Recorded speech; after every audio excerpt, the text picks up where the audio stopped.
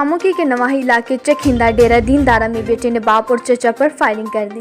हमारे नुमाइंदे मोहम्मद नवीद गुराए की तफसील के मुताबिक कामुकी के नवाही गांव चखिंदा डेरा दीनदारा में कमबख्त बेटे ने बाप और चचा पर फायरिंग कर दी। कामों की फायरिंग के नतीजे में बाप मौका पर ही जान बहक हो गया और चचा शदीद जख्मी हो गया। कामों की चखिंदा बेटे ने घरेलू झगड़े की वजह से बाप और चचा को गोली मारी। कामों की मुलजिम तनवीर एक नशेई है जिसकी वजह से इसकी शादी नहीं हो रही थी, जिसकी वजह से इस बदबख्त बेटे ने बाप को कत्ल और चचा को गोलियां मारकर जख्मी कर दिया। रेस्क्यू 1122 के अहलकारों ने फर्स्ट एड देकर चचा को सिविल अस्पताल मुंतकिल कर दिया और डेड बॉडी भी सिविल अस्पताल मुंतकिल कर दी गई। थाना सदर पुलिस ने मुलजिम को गिरफ्तार कर